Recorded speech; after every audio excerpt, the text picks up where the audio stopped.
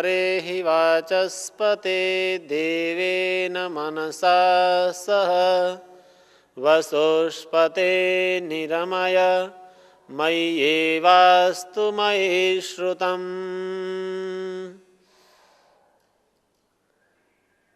उस परम पिता परमात्मा की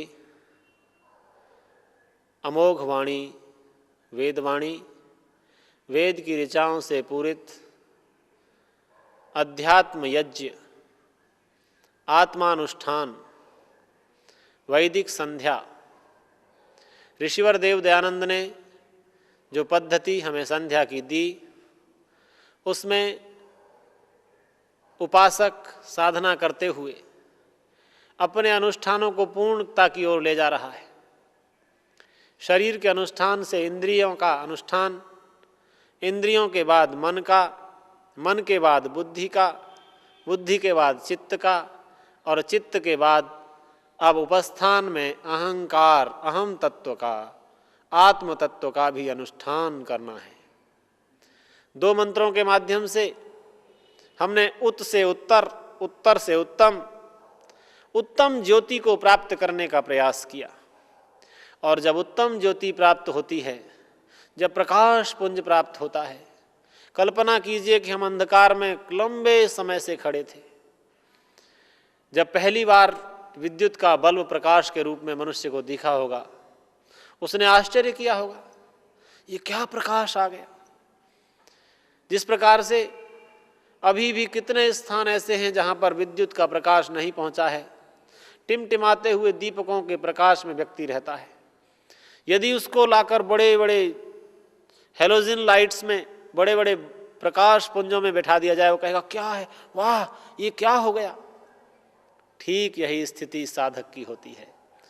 जब वो प्रकृति में डूबा हुआ है, अंधकार में डूबा हुआ है, प्रकृति में अंधकार है और प्रकृति से ऊपर उठता है, आत्मस्वरूप में आता है तो कुछ प्रकाश है, उत्तर स्थिति होती है, स्वः पश्यन्त। और जब वो उससे भी ऊपर उठता है, उत्तम प्रकाश में पहुंचता है, तो क्या कहता है, चित्रम देवानां उदगादनीकं चक्षुर्मित्रस्य वरुणस्याग्नेः आप्राद्या वा पृथिवी अंतरिक्षं सूर्य आत्मा जगतस्तस्थुषश्च स्वाहा।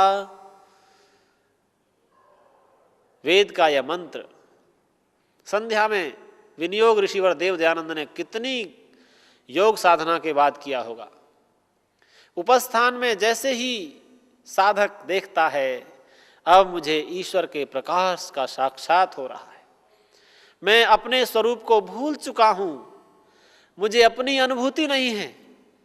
कल्पना कीजिए, जब अपनी अनुभूति नहीं रह जाती तो उसको मेरे सामान, मेरी वस्तुएं, मेरे संबंधी, मेरा संसार, उसकी क्या अनुभूति रहेगी। अपनी अनुभूति को भूलकर जब खड़ा होता है तो क्या देखता है, चित्रम चित्रम चित्रम कह उठता है, विचित्र है, ये सब विचित्र प्रकाश है, वाह ये ईश्वर का प्रकाश है, इसका साक्षात आज तक नहीं हुआ। और उसके सामने क्या होता है, देवानाम अनीकम। अनीकम कहते हैं सेना को। किसकी सेना? देवताओं की सेना। देवताओं की सेना को देखता है, दिव्य गुणों से युक्त सेना। जो व्यक्ति ईश्वर के आनंद की अनुभूति करता है, संसार का सारा प्रकाश भूल करके वो एक, उसकी जो सेना है, क्या सेना है, कल्पना करिए, एक वनस्पति शास्त्री को किसी विशेष पुष्प की खोज जब वो कर लेता है तो कहता अरे ये क्या है, वाह वाह करने लगता है। एक वैज्ञानिक अपनी प्रयोगशाला में किसी वस्तु का आविष्कार करता है तो कह उठता है वाह यह भी हो सकता है। इसी प्रकार एक आध्यात्मिक व्यक्ति उपासना के क्षेत्र में जब ईश्वर का साक्षात उसके प्रकाश की अनुभूति करता है तो कह उठता है देवानाम अनीकम। देवताओं की सेना उसके सामने खड़ी होती है। चित्रम देवानाम अनीकम, देवताओं की सेना को देखकर कह उठता है कि वाह ईश्वर, जब तेरी सेना इतनी उत्तम है, तेरी कृति, एक एक कृति में उसे ईश्वर दिखाई देता है। वो पुष्प को पुष्प नहीं देखता, उस पुष्प में ईश्वर की कृति देखता है। वो जल को जल नहीं देखता, उस जल में ईश्वर का स्वरूप देखता है। एक एक किरण चित्रम देवानाम उदगादनिकम चक्षुर्मित्रस्य वरुणस्य अग्ने। चक्षु, मित्र और वरुण, मित्र और वरुण दो देवताओं का वर्णन मुख्य रूप से यहाँ है। ईश्वर का स्वरूप वरुण स्वरूप और मित्र स्वरूप। संसार के कुछ लोग ईश्वर को बहुत बड़ा मानते हैं। अरे हम उससे कैसे दर्शन करेंगे, वो तो बहुत दूर है। बड़ा मानने का अभिप्राय ये कतई नहीं है कि वो बहुत दूर है, हम उससे नहीं मिल सकते। वेदवाणी वेद माता कहती है वो ईश्वर तो तुम्हारे मित्र के समान है। ऋग्वेद का एक मंत्र आता है, प्रेष्ठम वो अग्निम स्तुषे मित्रमिव प्रियम। उस परमात्मा को मित्र मान करके उपासना प्रारंभ कर दीजिए। जैसे मित्र से मिलना बहुत सरल है, वैसे ईश्वर से मिलना भी बहुत सरल है। आवश्यकता इस बात की है कि मित्र से मिलने के लिए भी व्यक्ति अपने इसको भूल जाता है, प्रसन्न हो उठता है। अब कल्पना कीजिए एक पुराने बचपन का कोई मित्र आ जाए, आप स्वयं को भूल करके उसके गले मिलने लग जाते हैं। ये जन्म जन्मांतर के मित्र को जब मिलते हैं, वह परमपिता परमात्मा जन्म जन्मांतर का मित्र है। जब उसके सन्निधि होती है तो क्या उठता है, चित्रम देवानाम उदकादनिकम चक्षुर्मित्रस्य वरुणस्य अग्ने। ये सारी सेनाएं उस अग्नि स्वरूप परमात्मा की सेनाएं हैं, वरुण स्वरूप परमात्मा की सेनाएं हैं। और उसको देख कर कहने लगता है वरुणस्य अग्ने आपरा द्यावा पृथ्वी अंतरिक्षम। उसे फिर द्युलोक, पृथ्वीलोक, अंतरिक्ष लोक, इन सब में क्या दिखता है, उसी ईश्वर की कृति दिखाई देती है। यह है उपस्थान की पराकाष्ठा। उपस्थान की पराकाष्ठा में सब कुछ भूल जाना है, लेकिन भूलना याद करने के साथ जुड़ा हुआ है। एक तो स्मृति भ्रम होता है, उसे भूल जाना कहते हैं। यहां स्मृति होते हुए, याद होते हुए स्वयं को भूल जाने का नाम उपस्थान है। और उसमें बैठ करके क्या मिलेगा, ईश्वर की अनुभूति करने पर दूसरे मंत्र को फिर हम लाते हैं। दैन्य व्रत का निराकरण करना है, दीनता को दूर करना है, अदैन्य व्रत लाना है। तच्चक्षुर्देवहितं पुरस्तात् शुक्रमुच्चरत् पश्येम शरदः शतं जीवेम शरदः शतं शृणुयाम शरदः शतं प्रब्रवाम शरदः शतमदीनाः स्याम शरदः शतं भूयश्च शरदः शतात्। जब हमने उस परमपिता परमात्मा की विचित्र सेनाओं को देखा तो उससे क्या होगा, तच्चक्षुः देवहितम। इस मंत्र का शाब्दिक अर्थ न करते हुए इस मंत्र में जो प्रार्थनाएं की गई हैं उनको देखते हैं। उस परमपिता परमात्मा के जब निकटता का एहसास हम संध्या के मंत्रों का पूरा पाठ करते हुए, अर्थ का चिंतन करते हुए करते हैं, तो वहां पर उस देवहित परमपिता परमात्मा से चक्षुर्देवहितम पुरस्तात् शुक्रम उच्चरत। शुक्र उदय होता है, श्वेत उदय होता है, और उस उदय के परिणाम स्वरूप कहता है, हे परमपिता परमात्मा पश्येम शरदः शतम। मैं 100 वर्ष तक देखता रहूं। कुछ भोले लोग इस मंत्र का अर्थ करते हैं कि मेरी ये आंखें संसार के कामों के लिए देखती रहें। नहीं सज्जनों, वेद मंत्र का अभिप्राय संध्या के प्रकरण में है, मैं जहां देखूं तुझे ही देखूं। पश्येम शरदः शतम, 100 वर्षों तक इन आंखों से तुझे ही देखता रहूं। पश्येम पहले कहा, फिर जीवेम शरदः शतम, अर्थात मेरा जीवन भी तुझे देखते देखते ही बीतने लगे, अर्थात तेरे स्वरूप का ही एहसास अनुभूति मुझे होती रहे। तच्चक्षुर्देवहितं पुरस्तात् चक्रमुच्चरत् पश्येम शरदः शतम जीवेम शरदः शतम शृणुयाम शरदः शतम। इन कानों से संसार की बातें अब मैंने बहुत सुन ली हैं, अब केवल सुनना है तो तेरा गुणगान सुनना है, वेद की ऋचाएं सुननी है, ईश्वर तेरी स्तुति सुननी है और तेरी वंदना करनी है। शृणुयाम शरदः शतम प्रब्रवाम शरदः शतम। मैं बोलता रहूं 100 वर्षों तक, शरद ऋतुओं तक बोलता रहूं, और प्रब्रवाम, मेरा जो बोलना हो वो तेरे लिए बोलना हो। ईश्वर के स्वरूप का गुणगान करने के लिए मेरी जिह्वा प्रवृत्त हो। मेरा बोलना संसार के लिए बहुत हो लिया है, जीवन में बहुत बोल लिया है। अब संध्या में स्वयं के स्वरूप को भूलकर मैं ईश्वर के उस ज्योतिर्मय प्रकाश में अनुभूति कर रहा हूं। और प्रब्रवाम शरदः शतम अदीनाः स्याम शरदः शतम, पहले मैंने कहा था कि हे संसार के लोगों, दीनहीन वचनों को सबके सामने मत बोलो।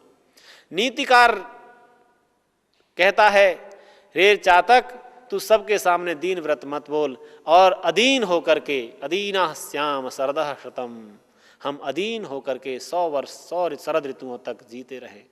इस मंत्र में और ऋतुओं की बात भी हो सकती थी, शरद का वर्णन किया। शरद ऐसी ऋतु है जिसमें सब कुछ स्पष्ट होता है, श्वेत होता है, ज्योतिर्मय होता है, प्रकाशमय होता है। वहाँ पर अंधकार का लेश मात्र भी नहीं होता है। चंद्रमा का प्रकाश भी इतना उत्तम होता है शरद में, तो मेरा जीवन भी निर्मल हो, मेरे जीवन में मल और अज्ञान का कोई आवरण न रहे, यह संध्या की पराकाष्ठा है। प्रतिदिन दोनों समय प्रातः और सायं संध्या करते हुए जब इस मंत्र का पाठ करे तो ये भावना आए कि मेरा जो 100 शरद ऋतुओं तक चलने वाला जीवन है, और 100 ही नहीं, भूयश्च शरदः शतात्। ऋषिवर देवदयानंद ने योगियों की आयु के विषय में कहा कि वो 300, 400 वर्ष तक योगी जन रहते थे, क्योंकि भूयश्च शरदः शतात् में कोई सीमा नहीं है। कितनी सीमा और है, 100 से अधिक, 100 से आगे कोई सीमा नहीं है। योगी जन अपनी आयु को उस ईश्वर के ज्ञान में, इस ईश्वर की उपासना में, उस ईश्वर के प्रकाश में समाहित कर देते थे, और वह आयु भूयश्च शरदः शतात्, 100 वर्ष से भी अधिक तक हम इन्हीं क्रियाओं को करते रहें, सुनते रहें ईश्वर का गुणगान, बोलते रहें ईश्वर का गुणगान, जीवन भी हमारा चलता रहे। आखिर ये बात ऐसी क्यों हो रही है? लोग सोचेंगे कि केवल ईश्वर के गुणगान के लिए जीवन है। मैंने अभी तक के पूरे संध्या के मंत्रों में इस बात की चर्चा की कि भौतिक किनारा भी मजबूत करते हुए अध्यात्म का किनारा मजबूत करना है। जीवन रूपी नदी में अधीन होकर के जीना है, हम दीन न हों।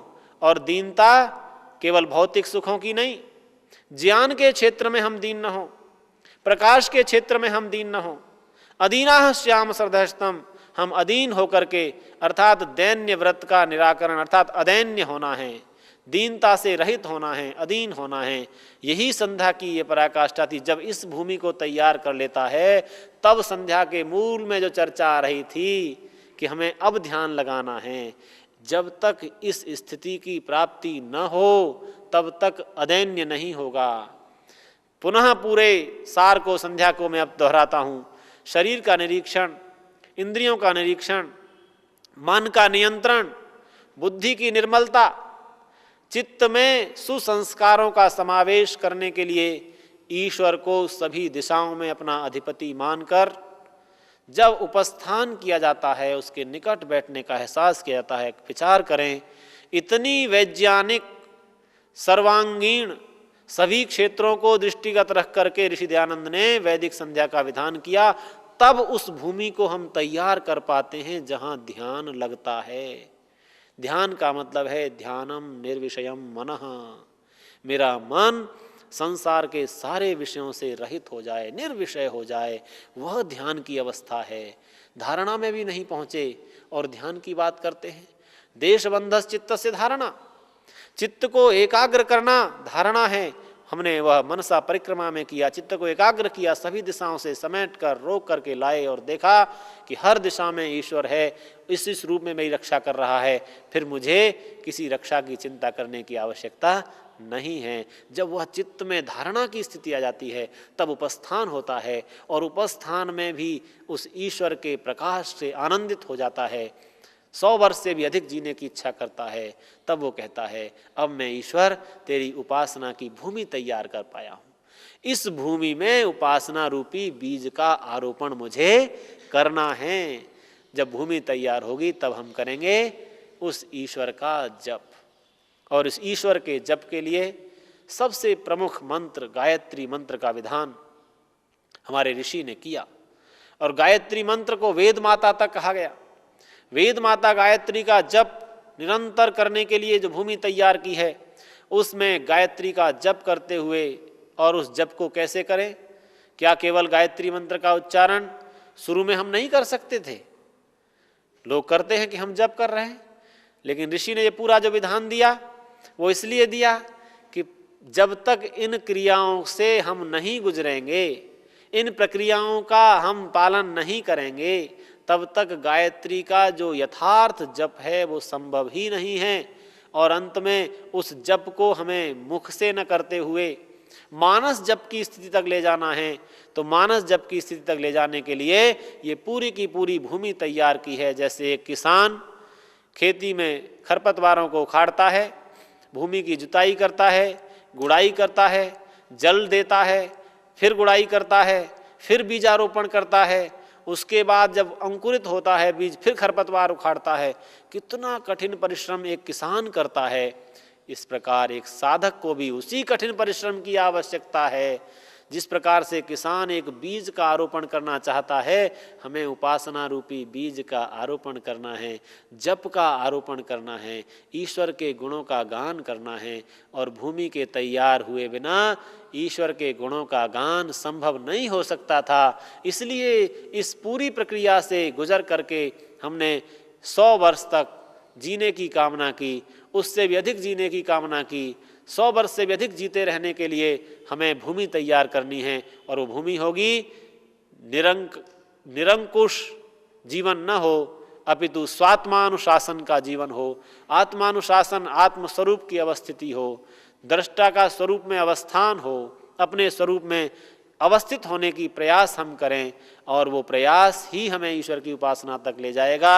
और वो जप, गायत्री का जो जप हम करेंगे वो इस पूरी प्रक्रिया की परिणति होगी। और गायत्री के जप के बिना हम ईश्वर के आराधना या ध्यान नहीं कर सकते। तो हमने ये पूरी तैयार की भूमि, इस पूरे संक्षेप को बार बार हम अपने दोहराते रहें।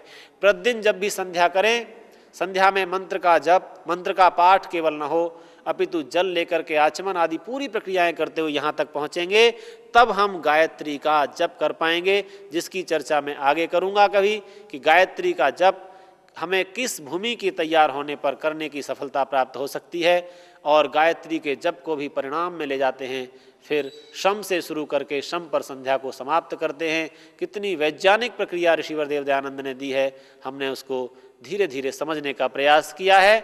भूमि तैयार हुई है, अब गायत्री के जप की प्रक्रिया को आगे चर्चा की जाएगी। ओम शम।